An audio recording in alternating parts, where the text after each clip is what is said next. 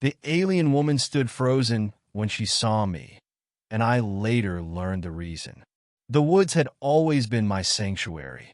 When life felt overwhelming, I retreated there, letting the ancient trees and whispering winds wrap me in their comforting embrace. That evening, though, something was different. There was an unnatural silence, as if the forest itself was holding its breath.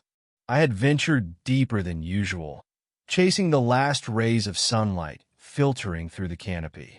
It was then I noticed a faint blue glow pulsing rhythmically between the trees, casting elongated shadows on the forest floor. Curiosity got the better of me, and I followed the light. As I pushed through the underbrush into a clearing, my breath caught in my throat. Standing there, bathed in the strange light, was a woman. At least she resembled one. Her skin shimmered like liquid silver. Her eyes were enormous and glowing, and her hair floated around her head as though gravity didn't apply to her. But it wasn't just her appearance that startled me. It was her reaction when she saw me. She froze, as if struck by lightning, her glowing eyes wide with shock and fear. "Hello," I said, raising my hands to show I wasn't a threat. My voice sounded small, swallowed by the stillness around us. She didn't respond, only stared at me with an intensity that made my chest tighten. Then, as if regaining control of her limbs, she stepped back, her movements cautious, deliberate. "I won't hurt you," I said, trying to sound calm, though my heart was hammering in my chest. "Are you lost?" Her voice, when it came, was a soft melody layered with echoes, as though multiple voices were speaking at once. "You should not be here." I blinked. "Excuse me?" She studied me, her luminous eyes flickering as if processing a million thoughts at once. Then she whispered, almost to herself, "It is him." "Me?" I asked, confused. "What do you mean?" Her hand trembled as she reached into the folds of her flowing garment and pulled out a small, intricate device. A hologram sprang to life above it, a figure unmistakably me, though there was something different about him. This version of me had a cold, calculating expression. In his hands, he held a weapon emitting a dark, pulsing energy. The scene shifted, showing this alternate me standing on a desolate world, surrounded by chaos. Buildings crumbled, fire rained from the sky, and alien figures, ones that looked like her, ran in terror. "That's not me," I said, my voice barely audible. "I've never—" "It is you," she said, her voice trembling with a mixture of fear and sorrow. "In another timeline, in another existence.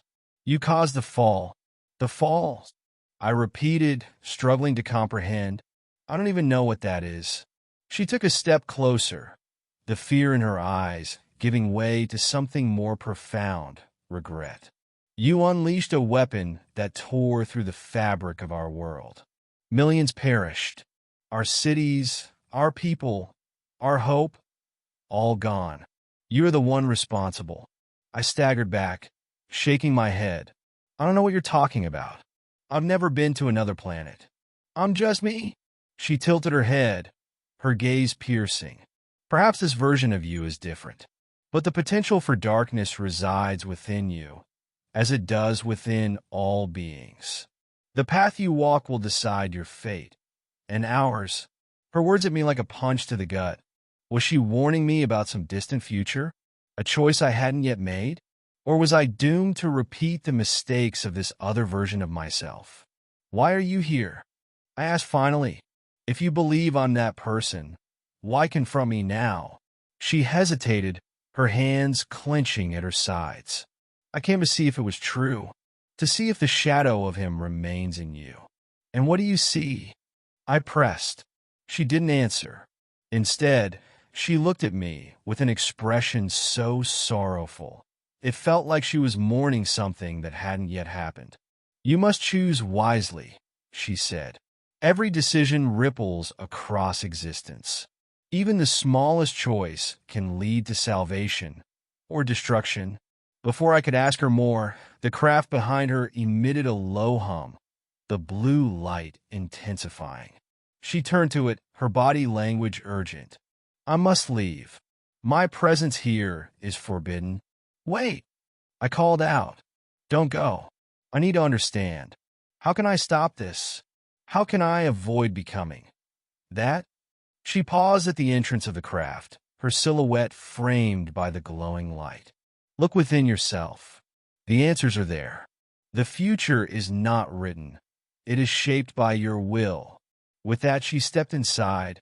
The craft's hum grew to a deafening roar, and in a flash of blinding light, it disappeared, leaving me alone in the clearing. The forest seemed to exhale, the usual sounds of nature returning as though nothing had happened.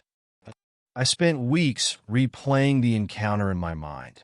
Her words haunted me, and the image of the destruction caused by the alternate version of myself burned in my memory.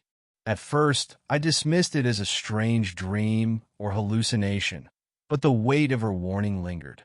Slowly, I began to change the way I lived.